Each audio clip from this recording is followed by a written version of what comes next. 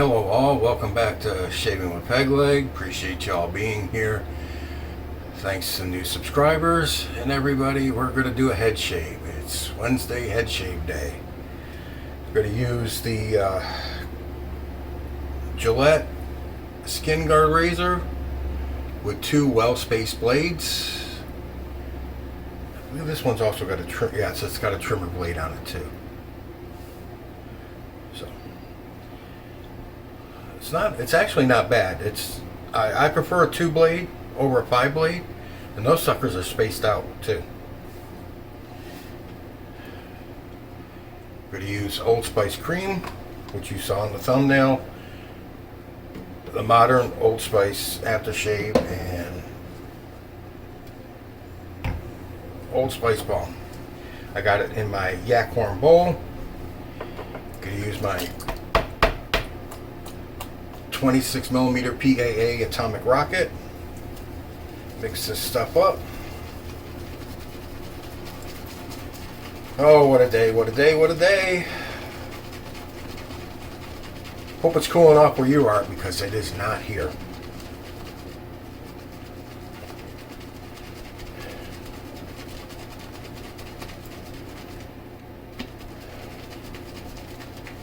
Yeah, we're still hovering around 88 degrees, 93-94% humidity. So yeah, it's still pretty freaking miserable here. But it's Florida.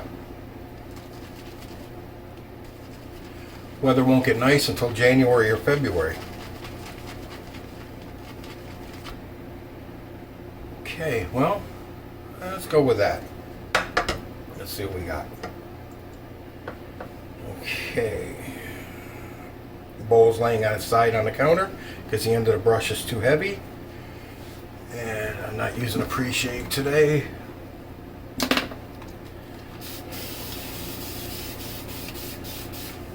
Just basically because I don't feel like it.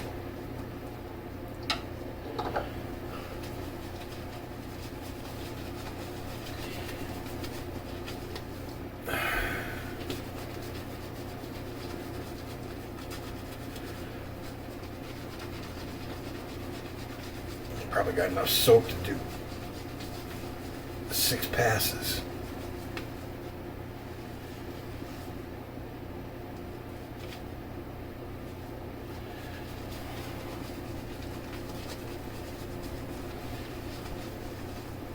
Oh yeah, that feels so good. Guys, if you don't head shave yet, when you start to, if you start to, this is the best part right here.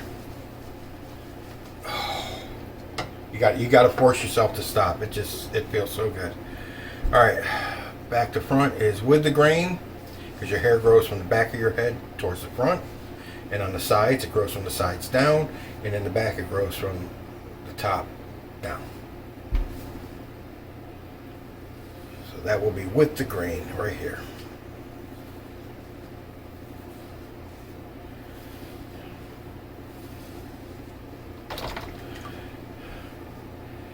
And you can tell the transition from growing back to front to sides, where it grows on the side down. You'll hear the difference in the sound of the blade cutting the hair. When it hits here, I can hear it sounds different. Then I know I'm going across the grain.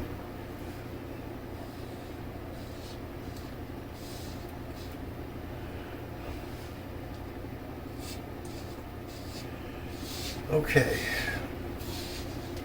Look at that big clump hanging on the side of my head over there.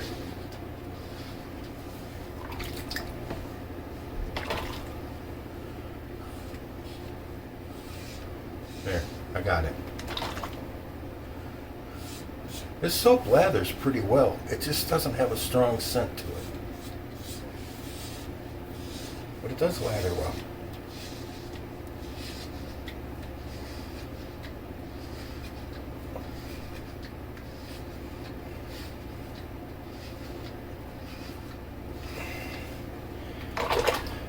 Okay, so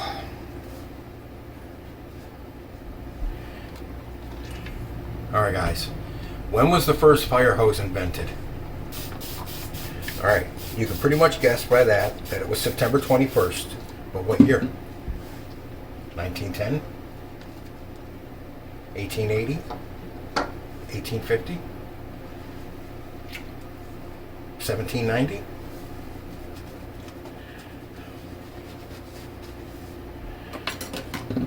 Before I say it out loud, I want to make sure I got the right date. Okay, I do. Just throwing so many dates out there, I started questioning whether I had the right date still in my head. How about September 21st, 1673? 1600s, yes. First fire hose. Do you know where it was invented? Bet you don't know that one either. Amsterdam. By Jan van der Heyden. Not Hagen. Van der Hagen's made shaving soaps. Van der Heyden, Heyden, Jan, Jan, van der Heyden, was the superintendent for the fire brigade in Amsterdam. And his son Nicholas, 2 A's and an S, Nicholas, were in the fire brigade. And the two of them made a leather hose, a 50-foot leather hose. They made it like a leather boot, where they wrapped it around and they sewed it together. I'm trying to figure out. All right, I'm going across the green now, this way. And they sewed it together. I forgot the date, and I'm not going to look it up. But you've seen the pictures of the old pumps, hand pumps. Two guys, one standing here, and they both got a T handle in their hand, and they're pumping opposite each other. Those old pumps like that. Okay, those had been around for a similar type pump was invented, I believe it was 1200 BC. There's been cases of it being documented in use. So they've been around for a long time. And those were the first fire engines. First one invented, I believe it was Paris. And then they started getting popular in England. And they were put on a cart on 2 wheels, and they had the two long handles that came out the front, and you'd pick it up and you'd run with it. Those were the first ones. And then they started putting them on horse-drawn carriages. And in the wintertime, they used the hand-type ones. They took the wheels off of it and put skids, so it could go across the snow and ice and everything, unlike a wheel, for winter fires. That's what they did when it started snowing. But they had the old hand pumps like that. The problem they had with them was it was a big tub. And you had to still do the bucket brigade, a line of people with buckets, water, dumping them into the big tub that held the water so you could pump it, and then a line of people carrying the buckets back. And then fresh bucket, just a big circle of buckets coming up so that they could use them to keep the pump filled. But the first ones didn't have a hose. All they had on them was a nozzle at the end of the pump, and they could just direct the nozzle where they wanted to go. But those old ones didn't have a lot of pressure, so they didn't have a long range, and sometimes it would be too hot for them to get too close to the fire with those, and they really were pretty much ineffective. If the fire was too hot, they couldn't get too close. So Jan van der Heyden and his son Nicholas came up with a hose, the leather hose, to attach to where the nozzle would be on the pump, and ran it towards the fire with a nozzle at the end of the hose so that they could direct pressure to water pressure to the fire. And those pumps still didn't have a lot of pressure until they started using steam powered ones, and then finally gasoline powered ones, to get the pressure built up. But the problem with the leather hose was it would leak, and so they solved that problem by they overlapped the leather, sewed it together, and then used copper rivets with a copper washer spaced out along it to hold it together. So, and they still leaked. They weren't watertight. They would still leak, but they wouldn't leak as bad. They could give it some extra pressure and seal it. They don't say anything about using, I call it a compression fitting, where if you're using a nut here and a nut here, and you've got a piece that goes underneath this nut and underneath this nut, and when you tighten them both down, it applies pressure in between. I call that, I forget what they call it, but I call it a compression fitting. If they'd done that, it probably would have been better, but I don't think they did. They just said copper rivets with copper washers. So, anyways, they started doing that. And then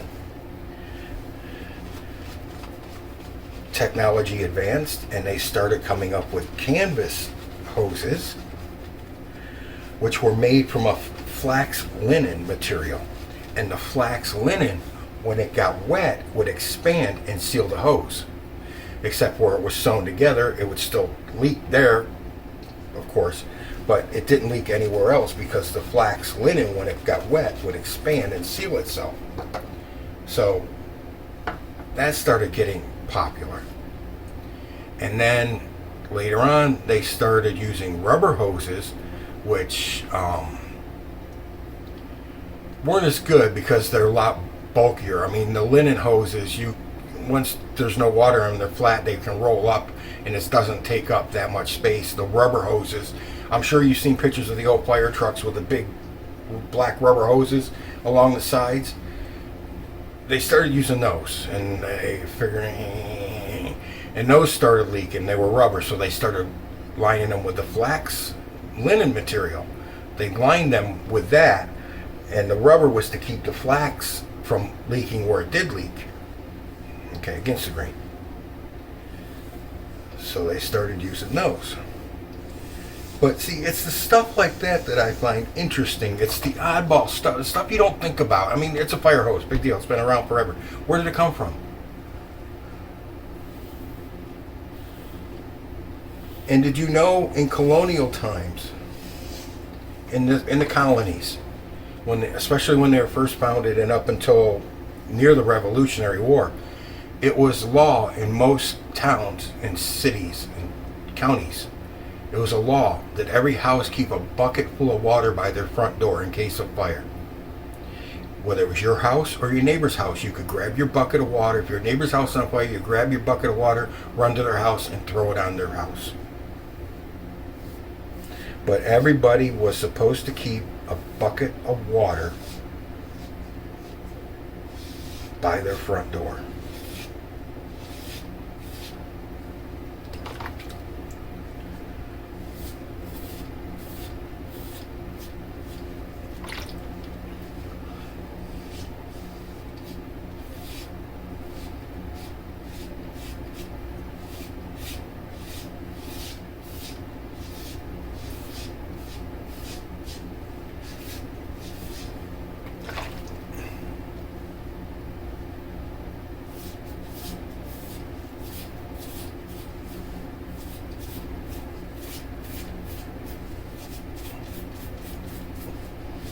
But then, okay, we got to the rubber coated,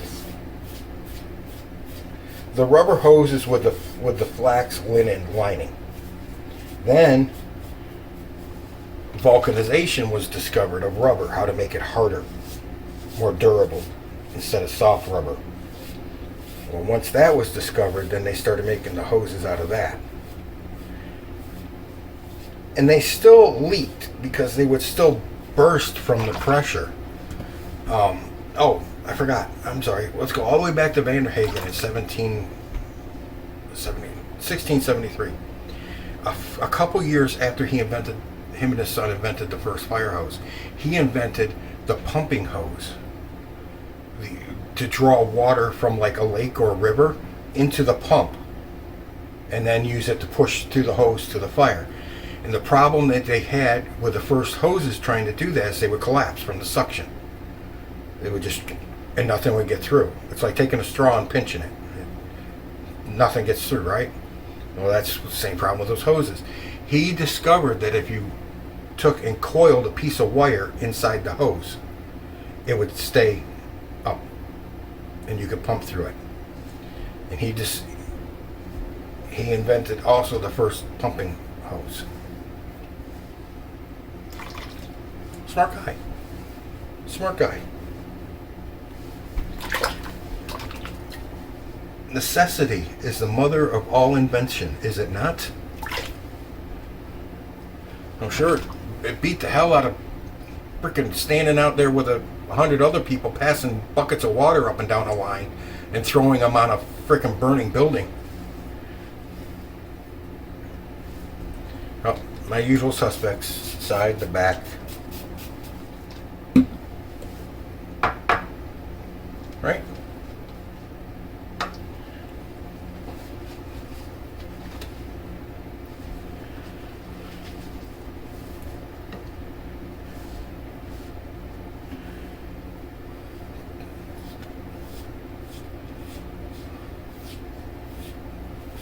Yeah, this one I could press a little more on my pickups. This razor does pretty good, actually, for just the 2 blades. But it's like we know, 1 blade is actually fine for shaving. Actually, once they went past 2 blades, they kind of defeated their purpose, as far as I'm concerned. I think after you've done 2 blades, you're just being a gimmick and trying to make sales. Because let's face it, folks, if you make something sound good to the general population, they're going to buy it. Because overall, the general population knows not what they're talking about or thinking about or anything. The general population is generally stupid. That's why some politicians get votes. Well, I'm not going to get into that one. Okay, I'll leave that one right there. We won't go any further with that one. I still got some right here. Yep, we'll leave that right there. Still some there too. But still got slickness, so we're good.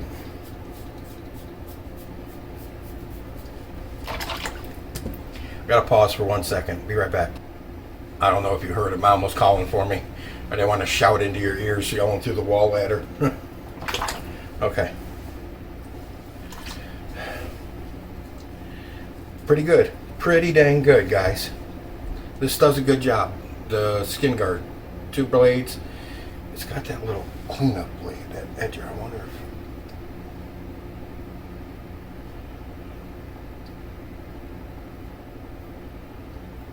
I have a problem around my ears.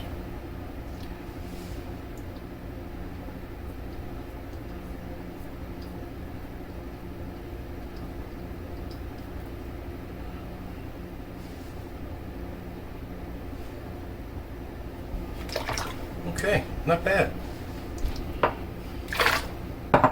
Not bad at all.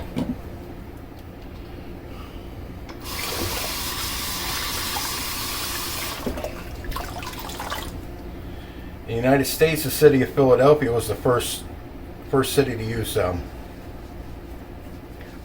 hose and truck pump. Then Boston, then New York, and Springfield, Illinois. But yeah.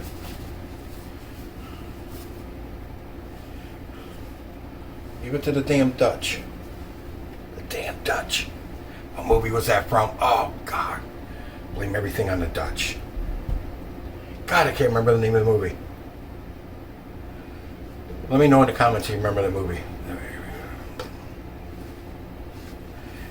I'm not using the alum block because these things I don't get that close. Just get used to witch hazel.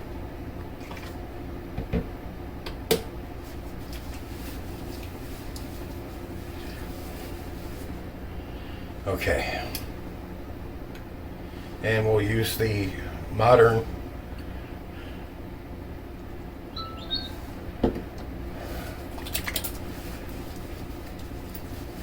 Old Spice, because I don't want to waste my 1970 bottle any more than I have to. And we'll use Old Spice lotion, aftershave balm. That's actually a body lotion, but whatever.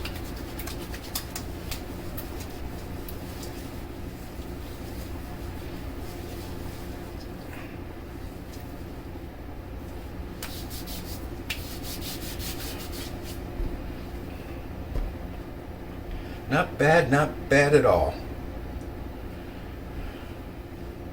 Yeah, some of my history stuff isn't long. You guys know that. Some of it's kind of short, but it's the little odd stories that I find interesting. You know, it's one of those things that you just don't think about it. I mean, it's fire hose, big freaking deal. But we know about fire hose. If you're a straight razor shaver, you know all about fire hose. It makes a great strop. So the canvas fire hose they use it they make strops out of it. So, you know, it does pertain to shaving in a way. Wasn't originally meant for it, but it became that. I'm still, guys, I've got 8 to 10 hours growth on my face from that shave with that oscillating razor yesterday, and it's been a full day. It's been a full day since I shaved, and it's like 8 to 10 hours growth. It's that thing really, and no blood. It was no irritation, no nothing. It was a good shave. I'm actually starting to like that razor. I did find, after horrendous searching, and it was on eBay. It just wouldn't come up when I searched for it on eBay. I had to go to Google and search for King oscillating razor blades, and it popped up that they were for sale on eBay. Even though I was searching on eBay for King oscillating razor blades, the razors kept coming up, but the blades didn't. Too many words, I guess. If I dropped razor and just put blades, it might have come up. But anyways, and I found a guy selling 4 of them. $1.49 piece, 99-cent shipping. I was like, okay, he'd already sold 3, and he had 4 left to sell for $1.49, 99-cent shipping. I said, okay, let me just take all 4. That way I can put 1 in my pack, and I'll have 10 again, and it'll be good. You know, be like the original 10 pack. It's fine with me. It's good, and I'll have three more to play with, plus the one I'm already using. So I got 4 to play with to figure something out to make it work with the DE blade. All right, so I put that in my cart, and it should have been what, $7 and change with tax. No, they wanted 99-cent shipping per blade. So each blade came up as 99-cent shipping, all 4 of them. I was like, huh? So I immediately canceled that out. I went in, sent the guy an email saying, hey, look, this is what's happening. I want to buy all 4 that you have, $1.49 each, 99-cent shipping. But it's coming up that it's 99 shipping per blade. And he said, yep. He sent me back an email this morning, I guess it was, when I saw it when I got up. He said, yep, that's what it is, 99 cents a blade per shipping. I was like, kiss my ass. So I bought 1. So I got my replacement, and I'll go from there. I'll figure it out.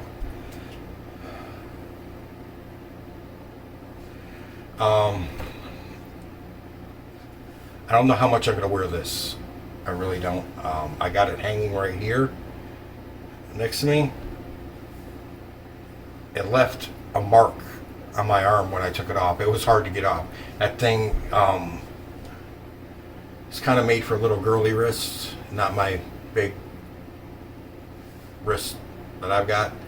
It's, yeah, little girly hands, I guess. Not for me. It was tight.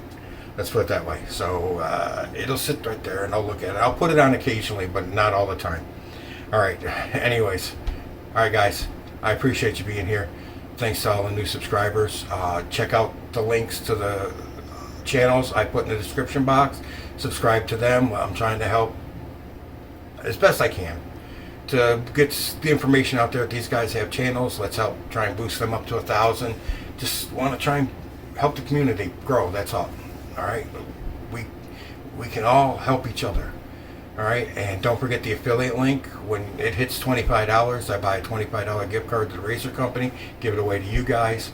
So just a couple things to look out for there. I appreciate you being here. It was this Gillette Skin Guard 2-blade does good, does well. Is it fantastic? No. Is it more than acceptable? Yeah, it'll give you good head shape. All right, guys, I appreciate you being here. Thank you. Love you all. Enough of the babbling fat guy in the camera. You're in the chair next. Happy shaves out there, guys.